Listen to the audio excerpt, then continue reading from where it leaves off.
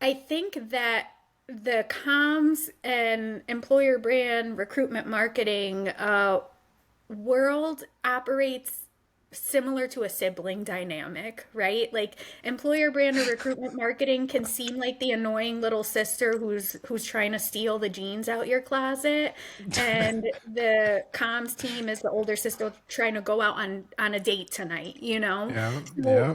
we can be a pest, but in our best moments when we're really jiving and getting each other, it can be amazing. We create memories and content and experiences that will stand the test of time, but there's definitely a little bit of that push and pull.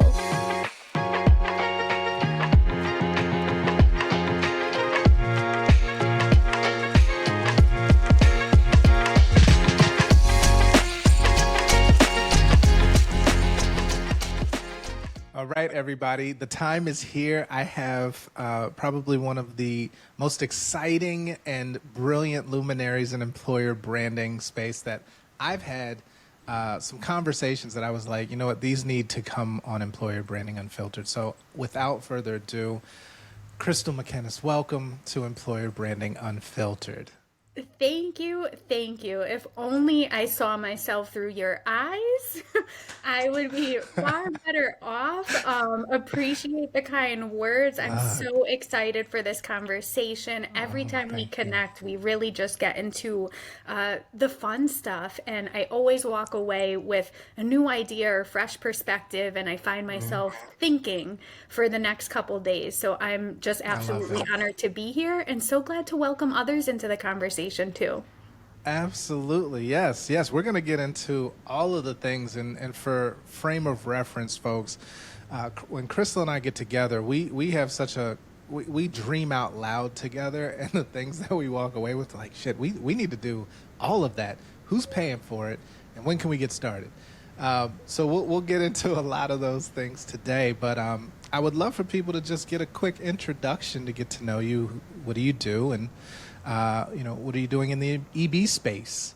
Yeah, absolutely. So currently, I am the head of global employer brand and recruitment marketing at Takeda, which is a top 15 pharmaceutical company. We have about 50,000 people across 80 countries, and we are committed to delivering drug products that can help patients with unmet needs. So it's definitely very inspiring work to be proud of, and I feel very fortunate to be building my team in this moment.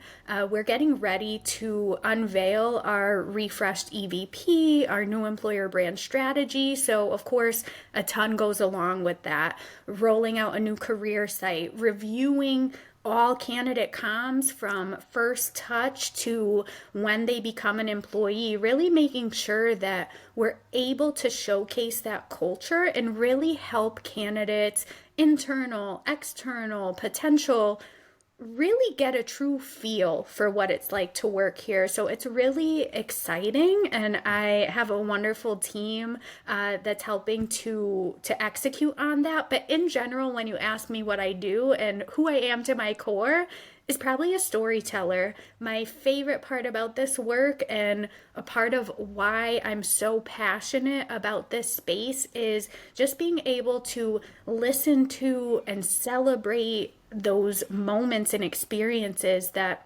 people have. Finding a new opportunity and finding a career that really piques your interests and meets your needs and your passions is a special moment. It's one of the big moments in our lives. So being a part of that and being able to capture that story and to celebrate and recognize people for the work they do, I would say that is what I do to my core. I Oof. help people tell their stories.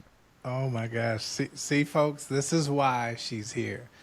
This is clear passion for the work that we do, and I think you articulated it beautifully.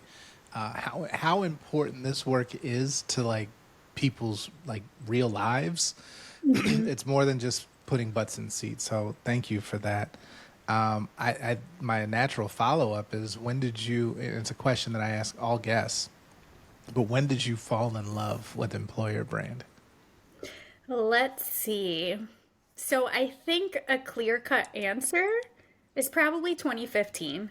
Okay. But if I am to get a little bit more creative with it, I would Hmm. say I think I've probably always been in love with employer brand, but I didn't Oh. know what it was yet. I'll say this. Ever since I was young, I've always been very career oriented and motivated. And I remember being 14, 15, even before I was allowed to work. I was out on the hunt looking for a job, dreaming of jobs. And I have always found, as corny as it sounds, I've always found a lot of purpose and meaning in my jobs and in going to work. And I think part of that comes from my upbringing. You know, I grew up with a single mother from a strong Latina led family, and hard work was always instilled in me. So for me, it's such a critical aspect of my life. It is so connected to my identity. And I've always enjoyed going to work. I've always found excitement in it. And I saw that not everyone was the same way. So, in every role I've had, from working in events to nonprofits, hospitality, all of that, whether it was in my job description or not, I always try to find an area where how do I make this experience positive, and how do I create an environment that people are excited to walk into every day, one that allows them to really connect back to the mission of the company and feel valued. So that was always important to me, and I've always been interested in what motivates people. Why do people make the decisions they do? Ultimately, I went to school for psychology. I minored in communications. And then leaving college, you know, your girl had to work. I had to sustain and start working for myself. So I didn't go down that path. At the time, I took on what I thought were very random jobs. I did volunteer program management at nonprofits. I planned events and conferences in the hospitality space. I was an office manager, HR liaison at a tech company. So all of this felt very random until one day at that tech company, where I was running things like employee engagement programs, I started to get more involved with the HR and recruiting teams. The leader from the TA side came to me and said, "Hey, you have a really great pulse on what's going on in the organization. How can we take what you're doing for the people internally and use that to attract talent?" And this is where the 2015 comes in. This is when I first heard of the concept of employer brand and realized, oh my gosh, none of this is random at all. In fact, my path has led me here purposefully, and this is work that allows me to pull on all of my interests, all of my expertise, all of what I perceive to be my strengths in storytelling, communicating, that psychology aspect of it, really being able to get into the writing and creativity. So, yes, I think the official and short answer is probably 2015, but the longer version is probably since the beginning, since I started thinking about work. So, yeah. Yeah, look, nobody went to school for employer branding, right? Like this is something you're born to do, and the sum total of your experiences, your education, your passions comes to life through this work. So I love that. And it's it's fascinating when I talk to folks who are leading employer branding, it's a very similar story, right? Like some people will say, "Oh, I accidentally fell into it," but most of us are like, "Well, no, like you can look back and sort of count the steps, or connect the dots between how everything you did led up to this discovery of employer branding as a concept or as a function, and you being perfectly positioned to do it, and then somebody recognizing that the need for recruiters to either get onto social and figure out how to do that, or how to shape or craft the narrative and perception of the organization as an employer of choice. So love the background, love the love story and the journey towards employer branding for you. Yeah, Yeah. I that's think dope. one thing that we as practitioners share is that common experience, right? Maybe we didn't know this was a path for us or that it was even an opportunity we can take on. But because of that, I think we're so much better prepared to help people find their next opportunity because they're probably in a similar place. Like, oh, I don't know what my next opportunity is. What is a right fit for me? So I think we have such a unique ability and understanding to be able to connect those dots for others as well, and why it's such a perfect match for people like us, for people who are in this space. Yeah, 100%. Look, we could apply these same talents to like selling product if we wanted to, right? But there's a disconnect because we have a very strong passion for people and that human connection and being able to tell those stories to then bridge the gap between aspiration and opportunity for folks when it comes to their next place of employment. So, it is a burgeoning function. However, it's growing rapidly, which I'm loving. I'm seeing that, and I'm loving it that there's more people getting into this work. So with that stated, you're at a global pharma company. It's tons of moving pieces.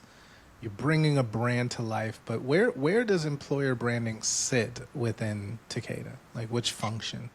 Sure. So within Takeda, we're actually underneath the global HR umbrella. Okay, So I report into the head of TA, who reports into the head of GTM, Global Talent Management, who reports into global HR. gotcha. So we're within that HR TA house, so to speak, but of course, we have a very close connection with a bunch of the different communication arms within the organization as well. Since we're such a large organization, there are many different teams who kind of hold that comms puzzle together. So we have a very broad network of collaborators and kind of interdependent working groups. So that's a great segue because my follow-up question was, how is your relationship with Global Comms? This is a great question. I would say Blink not, twice if you need help, Crystal. Blink twice. probably not unsimilar to Yeah, many other people. I there you go. often like to say, and this is not necessarily unique to Takeda, of course, but I think that the comms and employer brand recruitment marketing world operates similar to a sibling dynamic, right? Like employer brand or recruitment marketing can seem like the annoying little sister who's trying to steal the jeans out your closet, and the comms team is the older sister trying to go out on a date tonight, you know? Yeah, So yeah. we can be a pest, but in our best moments when we're really jiving and getting each other, it can be amazing. We create memories and content and experiences that will stand the test of time, but there's definitely a little bit of that push and pull. So I think overall, it's okay. I would say it's probably better than other Yeah, organizations I've been at. There's sure. always work to be done. And I think, especially in the situation that both of our teams are in, we're kind of in these growth and evolving phases right now.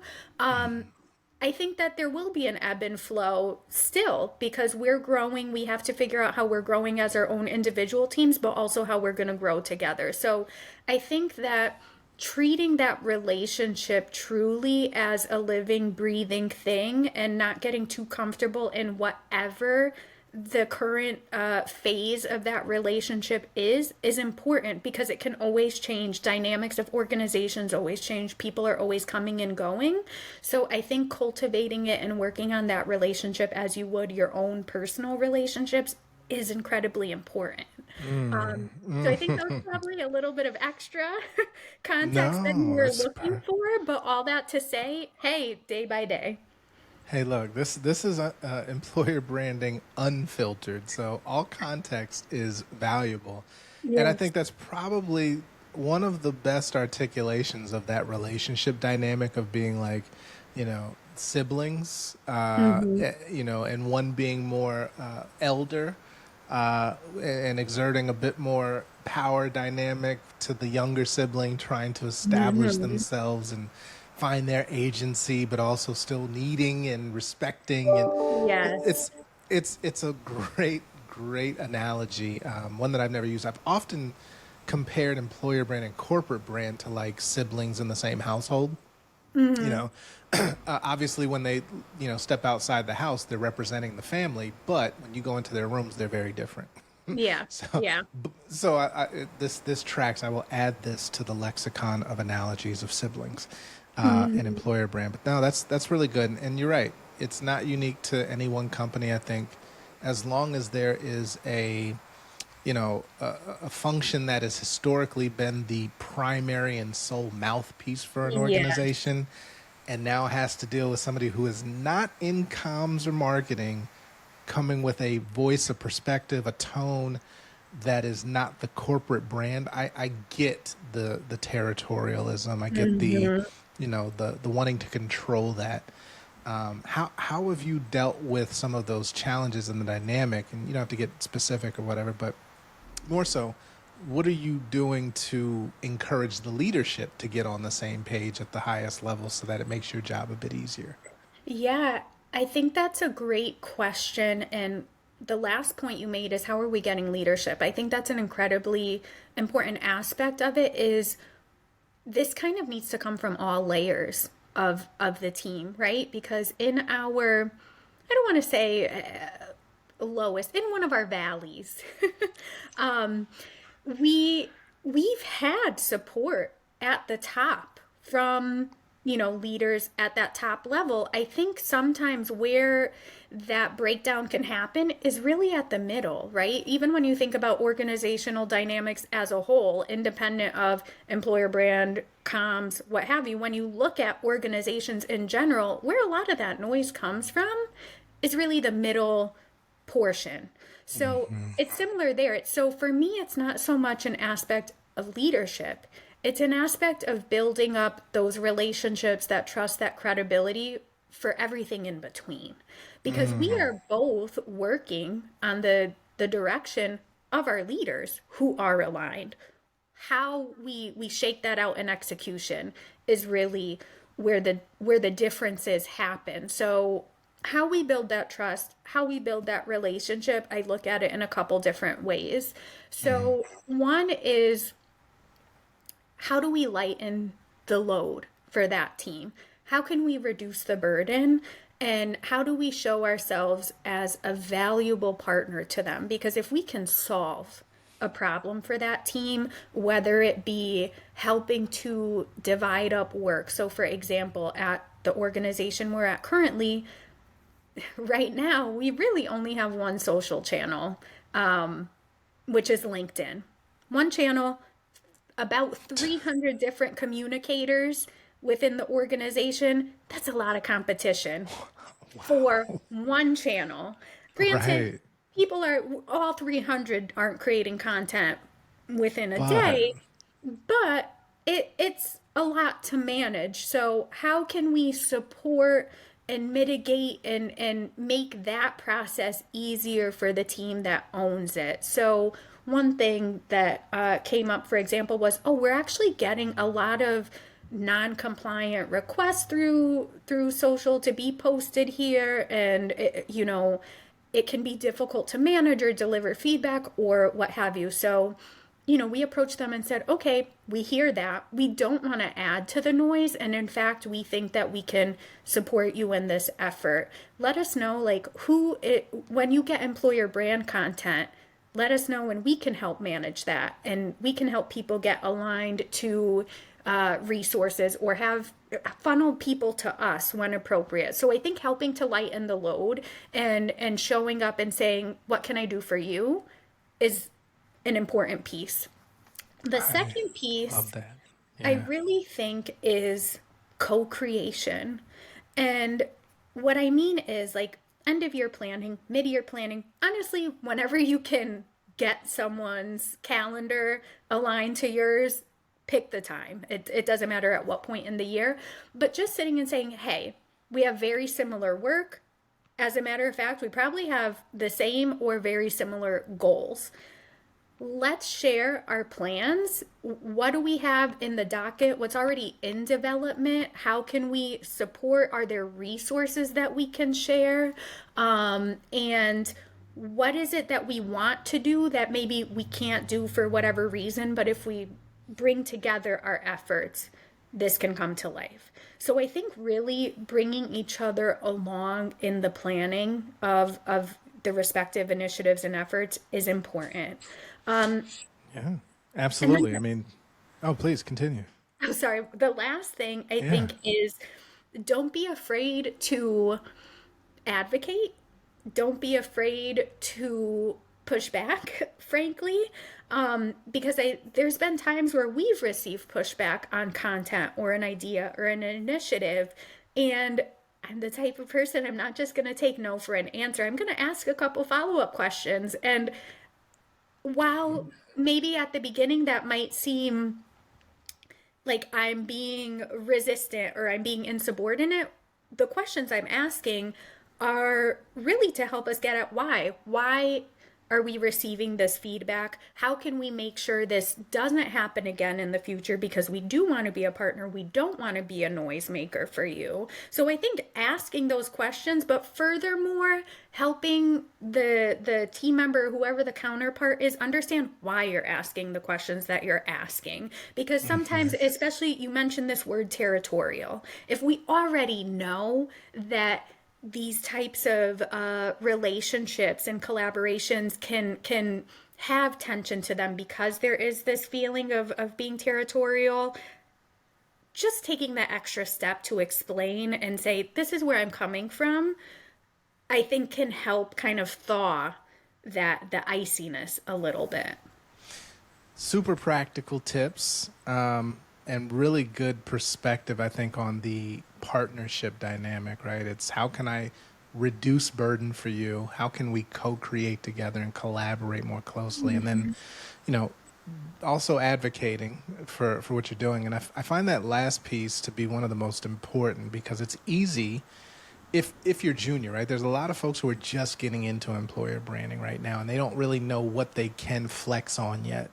And like just understanding that not only are you supposed to be here in this conversation or at this table, but this is to further the business, right? This isn't just me coming in with an agenda to screw up your comms plan. Right? Like this is, we are doing what's required to help raise awareness for critical talent for the business to function and go on so that you have something to report to investors or to Wall Street or whomever organization that you're communicating to on behalf of the company. So it's, I think, bringing that back into perspective that we are all on the same team.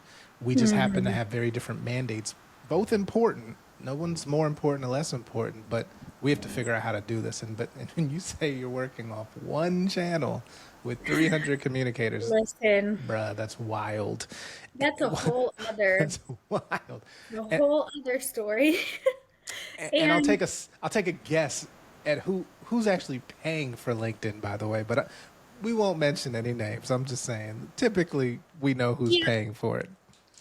yes, and this has actually come up as a point pretty recently Yeah. of, hey, and this is why LinkedIn Hey, is so friend. interesting because LinkedIn, yes, it's a place for corporate announcements and all of that, and I get where the corp com sees this as, this is important for us, but Yeah. LinkedIn at its core is a place where people go to find People, jobs. And people, and network and connection. yes. Yes, So that's the absolutely. one thing I will say this, we're talking unfiltered. That's one thing, or actually two things that I'm Yeah. really fighting for in these next couple of months is getting at least equal partnership on that channel. Because I feel that we should be treated as an admin as well. because of what we just said. So right now they're the owners of that channel and we answer to them. I think that if we can show up and continue to showcase this idea that we're talking about of no, we're confidants in this. Like you don't have to go this alone. We know that this is the area of your world that creates the most noise and the most issues for you. You don't have to do that by yourself. So that's one of the big fights I'm fighting right now is how do we get kind of shared partnership of this channel? Second piece is Mm-hmm. how do we get even one other channel? Of course, Instagram. Selfishly, as an elder millennial, Instagram is my It's a chosen no-brainer. means of Social drug of social choice. media.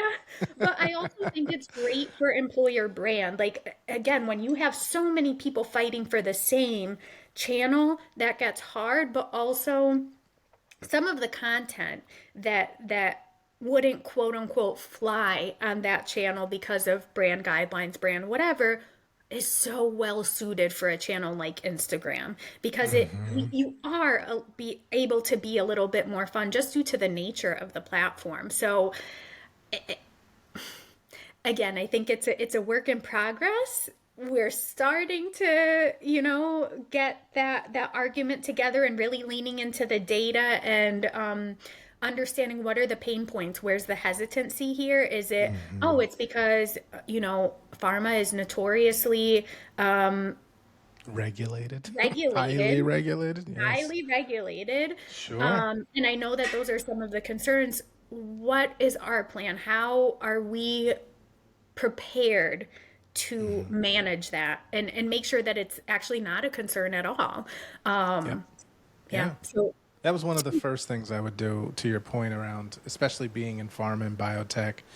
Figure out what your fences are yeah. fast, right? Like, what can I talk about? What can I absolutely not talk about? And what do I have like blanket approval to talk about without having to go to legal for sign off or comms? And once Hmm. you establish those key areas of don't play and play all day at your leisure, makes it a lot simpler, and people can trust that. Okay, look, you're going to see, maybe evaluate the first 10 posts, make sure you're comfortable, and after that, we're good. Legal, you're good. Comms, you're good. Cool. We'll share our Hmm. content calendar so you know what's coming up, and we can even collaborate so as not to overlap on certain things. And you know, it's just finding that rhythm. But I think people have to first be very clear on what the business objectives are for your content. What is Yes. the right, and what's the measurement of success of that content, and then how does that support the broader business objectives that comms you're working towards as well. And then how do we do this in a way that's compliant? So if my agreement is I will never mention product, awesome. Now I don't have a level of compliance and regulatory up my, crawl about this content, right? So now we can just Yeah. focus on the people stories, or we can focus on these really amazing life experience, lived experiences within the organization that otherwise don't get told. So Hmm. anyway, I'm off my soapbox. Let I me. actually want Oh, to go ahead. stay on this soapbox for Let's one quick stay. Yeah, let's second. go. Let's go. So I will trade spots with you for a second. In one of Sure. our previous conversations, you mentioned something, and I think this terminology is important. You Hmm. talked about it in terms of like a commercial kind of organization, right? Like, let's say you are creating a product and you don't have a go-to market strategy for it, you would be fired. So I think that's the thing. I think sometimes because there's a lack of awareness around employer brand from other people in the organizations that we work with, there sometimes is a lack of the same rigor or perception that there is not the same rigor around employer brand as there is around these more established functions that have been around for much longer. So that doesn't mean that we shouldn't take it more seriously. So, really looking at all of this, looking at your content strategies, looking at all of your activities when you're launching the brand, really packaging it in that same way you would a go to market plan for a SaaS product, for a drug product, for whatever, because I think your stakeholders will take you much more seriously. They may Mm. still not understand the work, to be quite frank, But Yeah. at least you're showing up and saying, it's okay if you don't understand it. I do. And that will be clear in how thoughtful my preparation is, my plans are, my metrics. I'm having all these answers to questions you didn't even know you were going to ask. So I think that's honestly a big piece of it. It's not exactly the same, but it's almost like fake it till you make it in a sense, right? Like, how do you really show up as a valued partner? And that's how they will value you as a partner. Just start showing up in that way as if you already are. She's out here dropping gems, y'all. This is it. These are keys. These are keys. I'm serious. Like, there's no playbook a lot of times, right? Nobody's Mhm. written the curriculum for employer brand. A lot of this, you live it and learn it, and Yeah. then figure out your wins from your past losses. Mm. So very, very, I think, important keys you're dropping here, which actually, again, perfect segue. So if we get into sort of the tactics and technicals of this, right? We think about the framing of, first you get your EVP, then your employer brand, then you activate. But in that EVP, well, go ahead. Go I ahead. actually, I actually would not say first you get your EVP, but I'll Okay. hold my comment and Okay. maybe we'll get No. there. All But you right. go Listen. first. You All right. carry on. So the framing there is first, it's a good point. Uh, Doing the research to understand who you are as a culture. What are the experiences that we can then cull out of that to create narratives from a messaging perspective, aesthetic standpoint in the employer branding, and then how do we bring that employer branding to the masses, both internally and externally? So that's really the framing of that, right? So EVP is a result of research, employer brand is a result of the EVP, and then activation is the result of having a message to tell. And then, Mm-hmm. of course, your recruitment marketing tactics is how you distribute that, distribute the opportunities, and then bring people into the apply process. Sorry for the redundancy, and I hope I didn't mansplain anything in that regard. But I would love to hear, just on the framework, your difference of thought there. Yeah, so if I can bring it back to kind of how I approached my role here at Takeda, Yeah. I think that starting with the EVP and starting with these big ideas, these big projects, or honestly, I think EVP is the word that people probably know the most. So it's the one that gets Yep. thrown around the most. It's the one that organizations say, we need an EVP. Or in the case of my organization, not only we need an EVP, but HR needs an EVP, manufacturing needs an EVP, R&D needs an EVP. And it's like, okay, guys, actually, no, no, Hold up. that's not what this is. No, So no, no.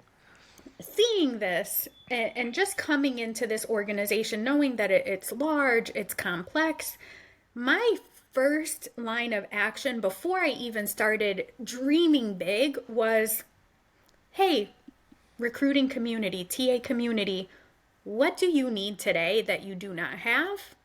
What is it that you're missing that you wish you had? Like, let's dream big for a second. So I would really say first taking inventory and really letting the recruiters themselves, not HRBLs, not even heads of TA, not whoever is at kind of that upper layer, but the day-to-day people who are on the phone with candidates. I would highly recommend first talking with them, getting a lay of the land from them. What is it that you need? Identifying those quick wins, because number one, that will help you build that trust and help them to see, like, oh, they actually care about making my job easier, making my day to day, being a partner.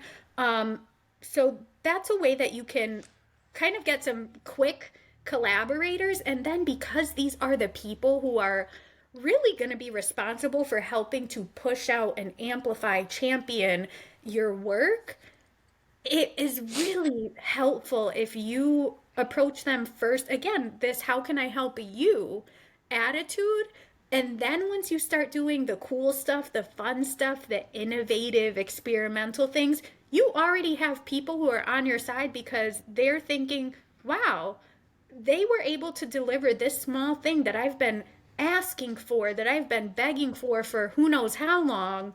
Whatever they do next, I'm for it.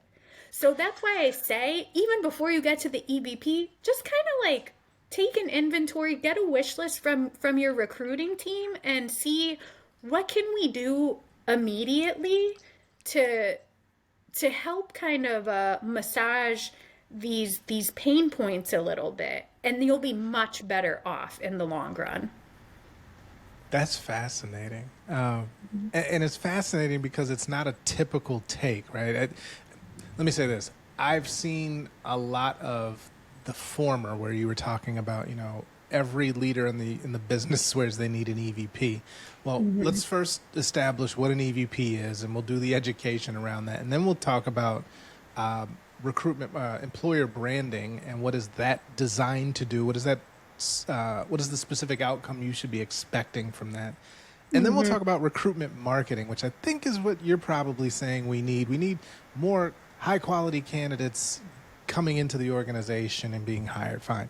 But I love that you started with what do the recruiters need? Because from a recruitment marketing perspective, they're the ones who are out there needing to, like you said, talking with candidates day in, day out. What messages are they sharing?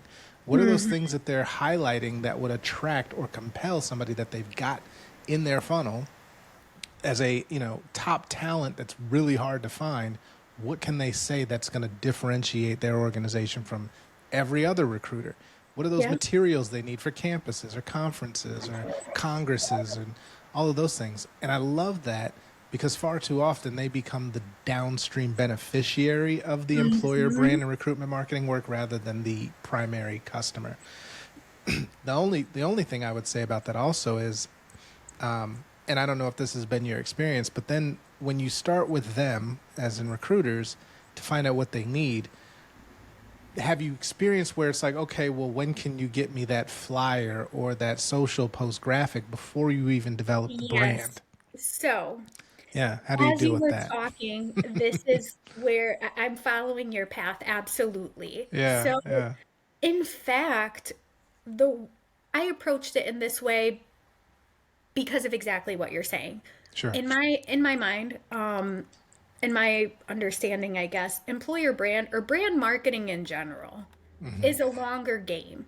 It takes more time. There's research. It's a long-term play. Recruitment marketing is more of the I wouldn't necessarily call it a quick win, but it's churned out more. It's more frequent, more Sure. volume of things, perhaps.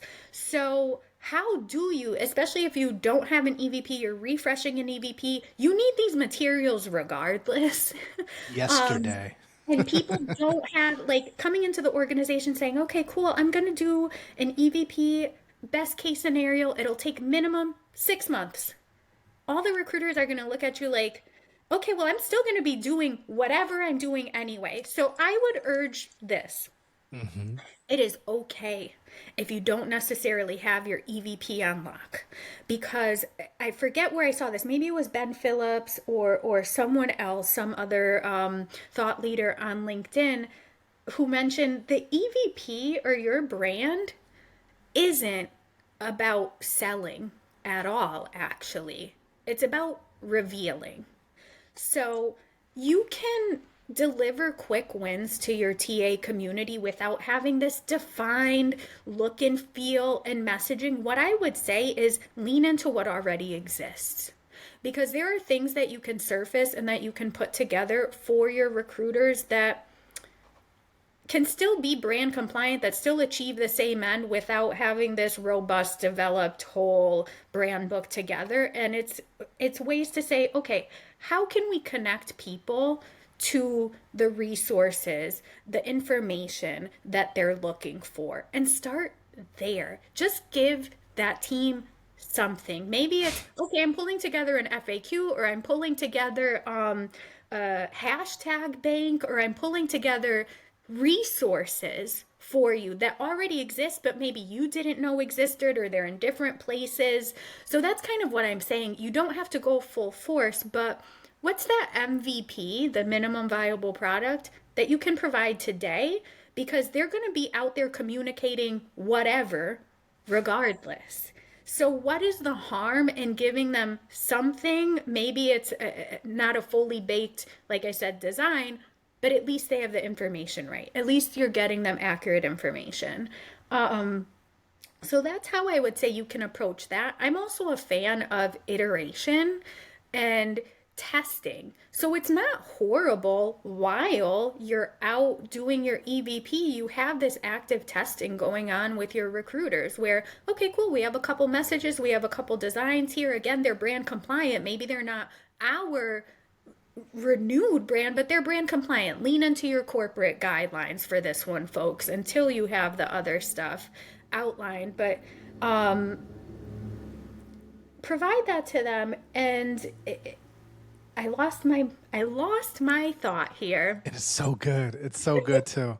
Look, you're nailing it, and I think getting the engine going Yes, gives you some really good cachet with a key exactly. audience. No, it's a great point Okay, because you then got me back on track. Okay. go ahead, pick it from there. Yeah. Iterating and testing. So that way you have some things out in the market that as you're building your EVP, you're understanding what's already resonating for these people. And then you could activate that EVP. You can activate that brand a little bit more quickly because you have data around the content itself. And once you have the kind of the finesse ready, right? You have that look, you have the specific words, plop all of that into this structure. But I don't think it has to be an either or. I don't think you need to hurry up and wait. You can do both.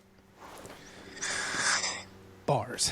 And I think that is critical because I think if you try to take it from that linear process of research, brand creative activation, you're going to miss, to your point, months of what can we do now to empower and embolden our recruiters to at least get them primed for when the brand's ready. Yes. You've already got the relationship. You've delivered some value up front for them. They're itching. They're chomping at the bit to get the finalized. So you already got your first ambassadors, honestly. So I love that you're starting there. I wonder, and we can go, so many different directions in this. And I wanted to get into your approach to research but I want to get into something a bit meatier, one of the biggest challenges I find for employer brand leaders is getting their leadership to understand the differences in those very key components of the brand work, right? So that research and that EVP is going to hold a mirror up to your executive leadership and say, this is who you are. I know who you think you are, but based on all the research and the qualitative and the quantitative that we've done to understand from the lens and the lived experiences of our employees, this is who they say our culture is. You might not like it. You might have ideas on what aspirational thinking we should be putting into this brand messaging, but just take this for what it is. And then you have the brand itself, right? So then you've got the creative messages that come out of it, the aesthetics, the photo shoots that get done, the videos, and all those cool things. But then now you have to tell the world about it. So what have you done to take your leadership through this process of saying, here are the key components and what I'm working on, what you're investing in. Here's what you should expect and here's what you shouldn't expect from each of these phases, right? Because I know that's a struggle. And then you have to keep re-educating. But what has been your approach to make sure that not only are you bringing them along, but that they can be confident in advocating for this work when you're not in the room? That's a great question. And I think it goes back to that GTM strategy, right? Like Okay. really preparing a robust kind of vision for them. GTM for the listeners again is global talent management, which No, no, maybe go to market. go to. Oh, Yes, look, yes, this is why we too clarify many on acronyms, acronyms. folks, because there's a Yes. lot of So I'm going to bring it back to that moment for yeah. a second because I will tell you this. I developed like our master brand Bible, brand guide, whatever, playbook, whatever you want to call it. And I've actually kind of developed it in a choose your own adventure type of way. I've aligned it to like our leadership behaviors and some of the stuff internally that matters most to us. But then I have a choose your own adventure. So anybody who's picking up this document or anybody who's reading this document, it says, hey, if you're an executive, here's your path. If you're Yeah. an advocate or an ambassador, here's your path. And if you're an HR leader or whomever, TA, here's your path. Yeah. So bringing that up to say, you don't always communicate the same things to every stakeholder. And what matters to the executive team and what matters to leadership is going to vary greatly from someone who's on the ground, as evidenced by exactly what you said. Oftentimes, executives have a certain perception or a certain view or vision of their organization that there's naturally going to be some differences than the people who are working on the ground. It Hmm. just is what it is. So I think that's part of it, making sure that you're not oversharing, you're not undersharing, but you're sharing the Goldilocks information with them. And at the executive level, it's, hey, here's what we're doing, here's the impact we're hoping it has, here's how we're going to measure that. And really use as much data as you can and as much as you can show, like let's say you're in development, as much as you can show this is an example of the thing that you can expect. Here's how you measure the success of it. Because I think what comes up often and what you and I have spoken about before was you can't judge a fish on its ability to climb a tree.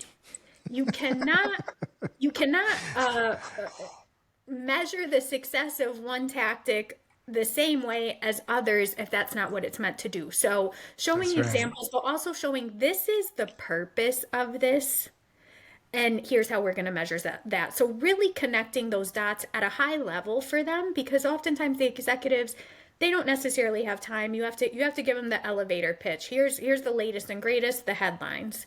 Hmm. And then doing the same with these other categories. But the other piece, like you said, bringing them along on the journey. So in our process, when we were establishing the EVP, we did leadership interviews first. We grabbed time with everybody, did individual interviews, and just spoke with them about their experience as an employee. Yes, we'll get to the leadership piece, but we want to hear from you about your experience as an employee. What brought you Hmm. to Takeda? What were your hesitations about Takeda? So, really helping them get into that mindset too, I think helps them to see and maybe connect to what this work really means and its purpose. If you talk to them and bring them along in that way, at least at the start, and checking in at the key milestone pieces. Absolutely. Absolutely. I love the approach, and I think that there's a lot of value in putting leaders back into a candidate seat for a moment because far too often it's been a while for them, right? That they've had to think like a job seeker. Yeah. So that's fantastic. One of the other things, and I really wanted to get your thoughts on this, especially as you're gearing up for a new brand launch and all of these things that you're working on.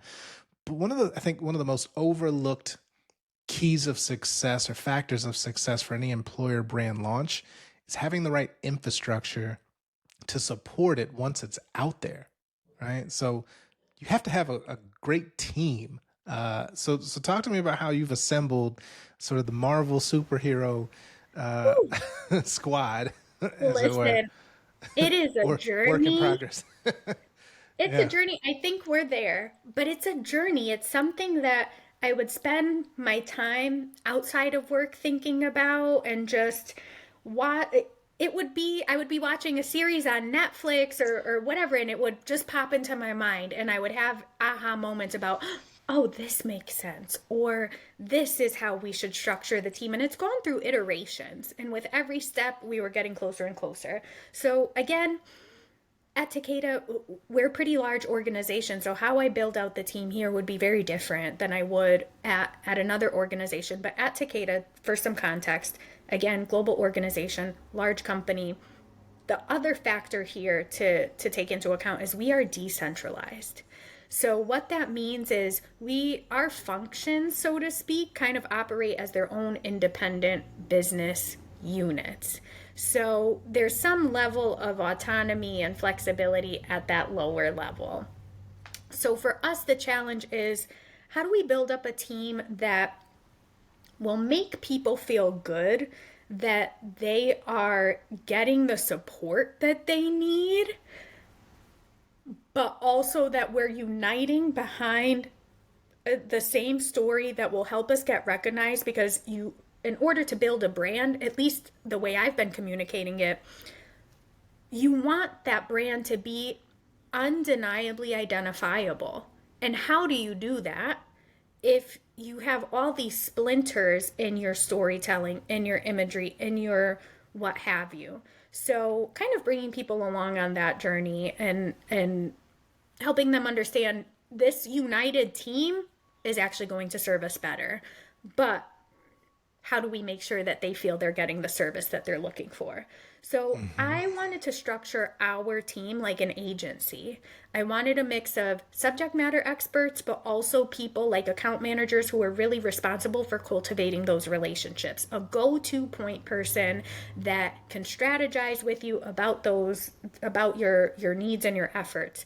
So when I think about the subject matter experts, I'm looking at those folks kind of as our brand marketing. They're really responsible for that overarching message, the evergreen type of content, keeping the EVP and the employer brand on and running all the time.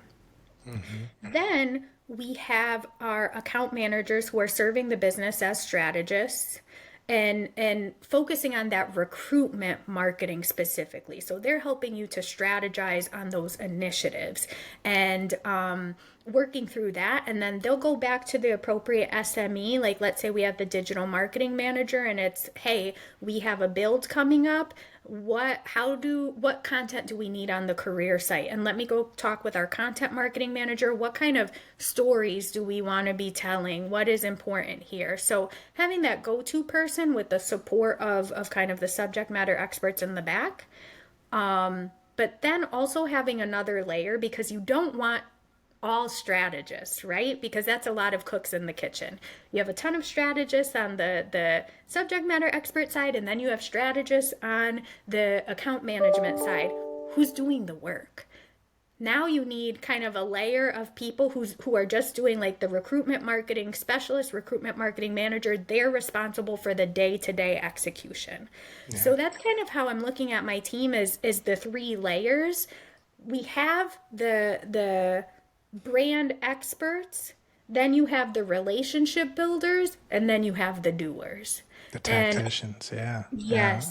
Yeah. And I'm fortunate enough that I have the opportunity to build a team of this size at Takeda, and it's not lost on me because in many roles in the employer brand space, you're often the one and only. Maybe you have a team that could fit on one hand.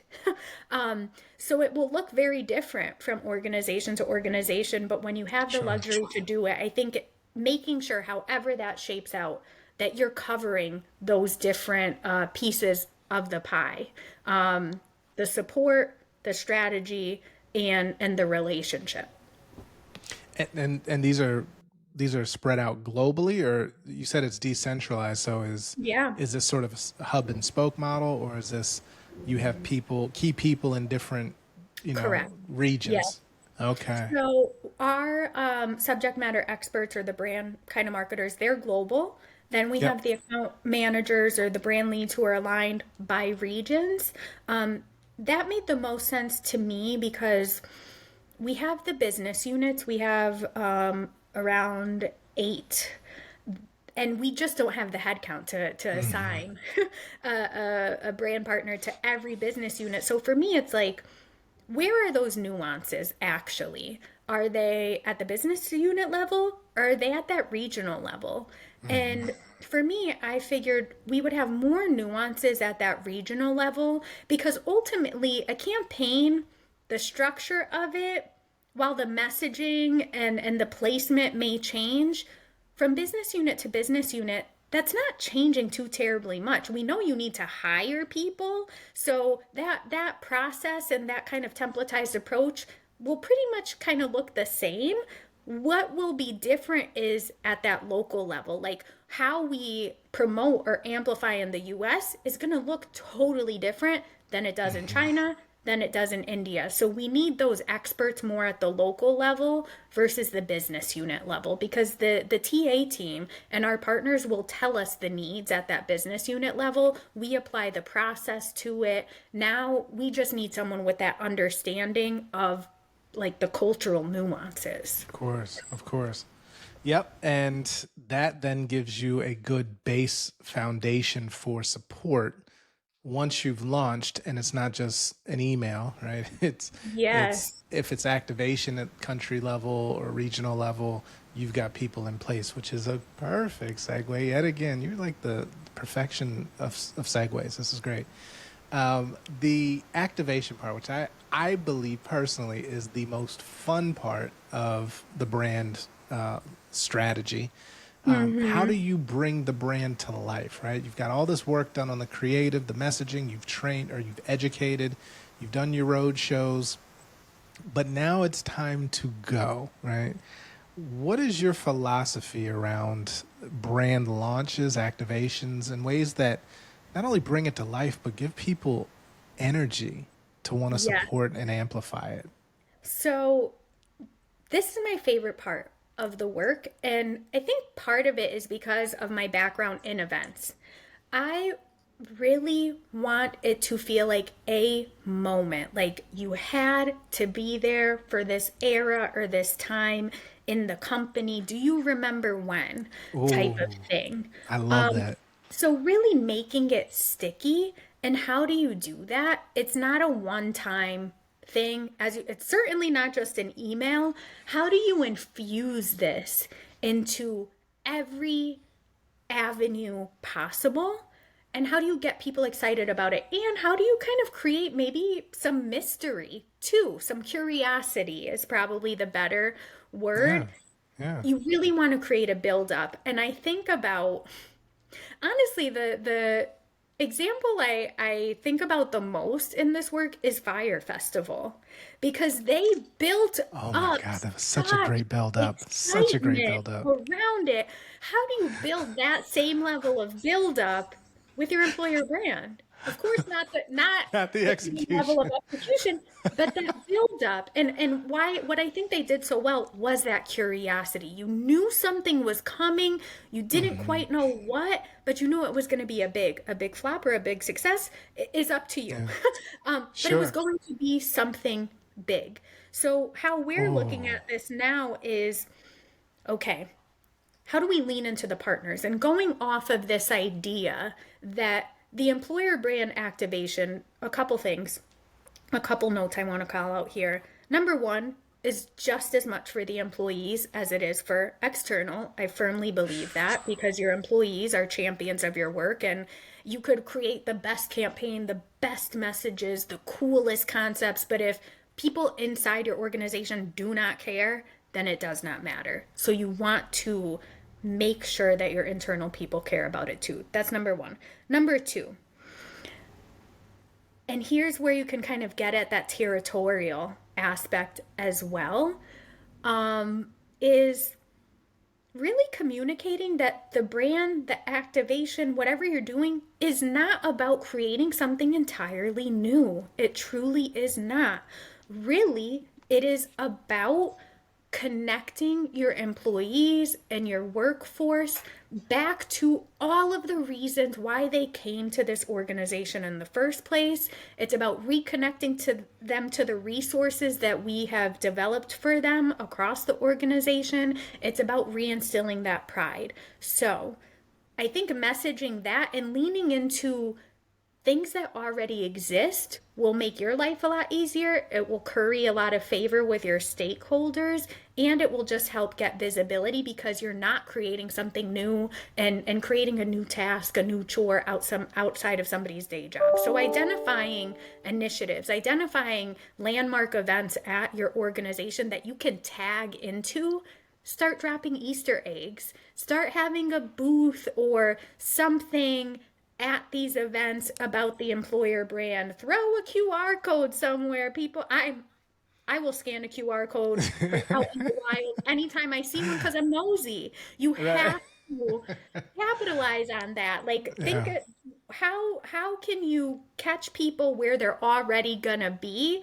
And the same way you primed your recruiters, prime your employees as well. Prime your external people. Start dropping these little Easter eggs and then build up to ideally a landmark event of your own that's about celebrating the employer brand, that's about celebrating the people. Ultimately, and I know we're running a little bit long on time here, but It's ultimately, okay. always bring it back to the employees. Always bring it Yes. back to the work that's already been done because that's how you're going to get support to pull off something of this scale. You can be frugal with your budget in that way if you're not creating something that new. And you're also helping to amplify other people's work. So Look, that's kind of what I would focus on. gold. This is gold. Like the moment, you creating a moment, like the moment Mhm. that if you missed it, you're gonna feel like shit for not being a part of it. Like Yes. that, and I can't tell you how many companies, and I'm sure it's the same for you, where you've joined and they're like, oh man, you should have been here when, they used to have these Exactly. beer fests, or the some of the wild stories you hear about, travel and whatever, right? But that makes you, it's endearing. Like, damn, I'm part of a company that at one point was Yeah. like this. But if you can create those moments now and help people fall in love again, and I love that you Yes. said that, rekindle Yes. that passion through that brand work. That is the opportunity we get. Exactly. And I think a couple things on that note, like it's the relationship, right? That's really what we're cultivating is that relationship with candidates, relationship with employees. And the Hmm. longer you're with somebody, whether it's a friend, a romantic partner, the more energy and time you have to invest into it. And it's the same thing with an employer brand. You have to constantly bring people back to this is who we are, we're a team, we do this together, and this is why. So that's part of it. The Absolutely. other piece I would say around activation, creating these moments, and bringing those people together is making sure that you can scale that. You don't need to dream too big because, again, at least in my situation, I'm sure others, where you have global offices, you may have hubs and then you have smaller offices. It's important not to leave out those smaller offices. So think about even if you have this huge event in your headquarters, how do you scale that? What's an activation in a box look like? How can Mm. you make bringing it back to the MVP, minimum viable product? How can you showcase this in its rawest, simplest form? I know you and I kind of got into this idea of like a brand con for an employer brand of a company, and I was really excited about that, and I started to think more about these smaller offices who may not have the ability to do that. How do you do that at scale? So I was thinking about this idea of a brand conference. Well, every office has conference rooms. Maybe you take a conference room per pillar, transform that conference room into an experience, make it immersive, make it Instagrammable. And you could do that just by printing a couple different things, really thinking about even if it's the biggest idea, what does that look like as a pebble? You know? I love it. This is, look, y'all are getting like premium guidance right now. This, take this, run with it, be great. And look, I know I could talk to you for hours, as we have done before, but I will ask you in this segment that we ask all of our guests to participate in, and it's answer a question, leave a question. So Yes. I'm going to provide a question to you that came from our last guest, and then after your answer, you can leave a question for our next guest. But the question that Okay. was left was what are you going to do to ensure that this space is more accessible for people of color? Mm, Right. And okay. yeah, yeah. Yes.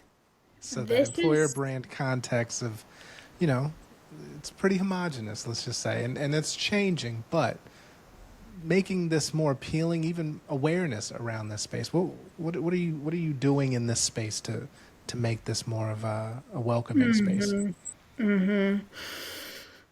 That's a really great question. And when you kind of dropped the seed for me of what the question would be before the recording, I thought this was going to go in a different direction. Mm-hmm. Um, so this is a really good one. What am I doing in this space? I think don't gatekeep. You cannot gatekeep. When it comes to DEI and accessibility, I think that's a big thing. Don't gatekeep. Network with people, like reach out and connect with others, or even connect with other storytellers. Maybe they're not in the employer brand space, but you see someone who has skills. Like, for example, I know in TA a hot topic right now is skills based hiring. Maybe Right.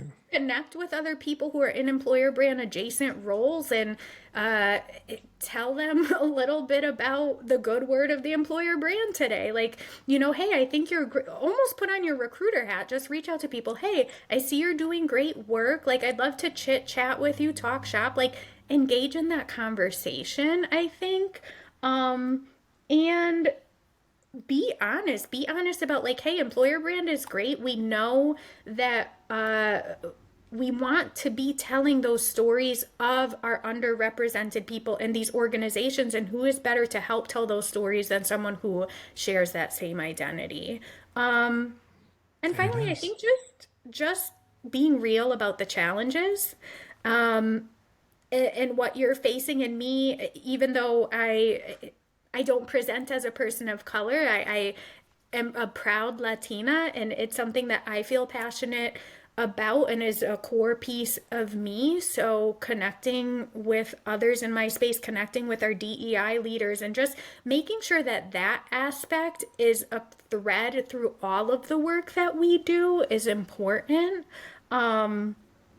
And being authentic about it. Don't be performative. Don't just tell DEI stories in Pride Month. Don't just tell Black History or stories of your Black employees during Black History Month. Really finding that intersectionality. And I think if the work that you are doing in your area represents the very broad variety of people that there are in workspaces and in communities, people who are a part of those communities will recognize that. And I always say this anytime I talk with someone about a campaign or an awareness month or a day of note or whatever it is people from underrepresented communities are too well versed in picking up on the BS. They know when they're being pandered to. They know when that photo of someone in a wheelchair is not someone who is actually disabled. So cut the, you know, and Cut be the shit. real. Cut the shit. Be We're real. unfiltered. You can People, speak freely. yes, people Stop will it. appreciate you being real over you trying to tell them the sky is green when it's really blue. And this is something I feel strongly about too. I'm going to give you a hot take, actually. I'm here for the hot takes. Let's go. So, some people, when we think about content or whatever, career site, let's use career site. Okay. I think that because of the emphasis that's been placed on DEI over the past couple of years, which I think is important and is necessary. Because of this emphasis, though, there's a lot of visibility and attention being given to imagery on things like career sites. And sometimes we'll get comments around, we need more pictures of X kind of people. There you go. Let's And do I it. push back on that. Not to say, no, we're not going to do that. We have to, Right. but I always push back and say, yes, but let's not overdo it, because we don't want to oversell what's going on here either. If we're putting pictures of the United Nations all over our career site, but you come here and there's actually only maybe two or three people who don't look like everyone else, people are going to be upset. So, yes, showcase those faces, but not to an extent where you're then selling a house of cards to them. So, yes, make sure you're being thoughtful of representation in your photos, but don't paint a picture that is not truly representative of your organization, because that's how you lose people. And that's how you get people upset right away. They're coming into an organization and probably into a situation that they've faced time and time again. What will be refreshing for this community, what is refreshing for me, is if you're just like, hey, this is what it is here, but we care about this, we're aware of it, and this is why this is important. I take that much more seriously and place it in a higher regard than, oh cool, I see a bunch of brown people on your career site. That doesn't mean anything to me. Look, this I often say, make sure your marketing matches reality. Right? Yes, yes, again, the Don't oversell a revealing, false not narrative. selling. Yeah. Yes. Well, it ends up hurting your brand because people are going to get there, have an experience that doesn't match what you sold them, and then they're going to tell everybody in their network and their communities, don't go there. It's Yeah. not real. So now whatever you've Mhm. invested in this brand perception that you thought was great because it was Yes. inclusive on the surface but didn't match reality, you've just worked against your investment in branding. So great perspective, and thank you for your answer. By the Yeah. way, folks, she had no prior knowledge of the question, but she understood the assignment. This was great. So Crystal, I will only ask you then to leave a question for our next guest. Okay. My question is going to be around AI. And just because it's a hot topic and um we're seeing it kind of penetrate the space more and more, I would say I'm trying to be profound here and kind of give Profound you on the spot. Yeah. a question that is as good as the one that you gave me. Um, Well, so I would say, are you, what aspects of your job are you afraid of losing with AI? Because I saw that's a great something, question. when the AI Tupac records started coming out and the AI Drake records Poor started coming Drake. out, there's Poor oh, Drake. poor Drake Oh, for more poor reasons Drake. than one.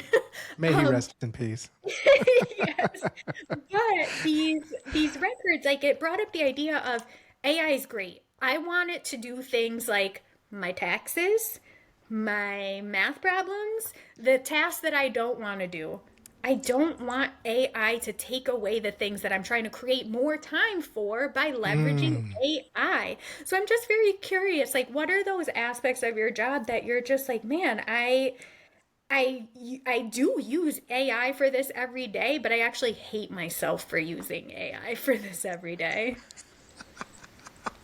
That is a fantastic question, Yeah. and I think that is both profound and should challenge the next guest. So, what aspect of AI are you afraid of replacing your job? Do I have it right? Pretty much. Pretty Love much. it. Love Yeah. it. Well, that is gonna set up our next guest for an awesome question, Wonderful. and just as much as our last guest did for you, Crystal. I can't thank you enough for this time, this honesty, this unfiltered, unvarnished excellence and expertise that you've shared with us today. And you are welcome back to Employer Branding Unfiltered anytime. I hope to have you back again. So thank you for being you. Be amazing and be safe out there. Yes, thank you, John. I cannot wait until we have another discussion. This has been such a great way to end my week, and I hope for everyone else too. I will be tuning in to the next episode, so really appreciate you. Awesome. Thanks again.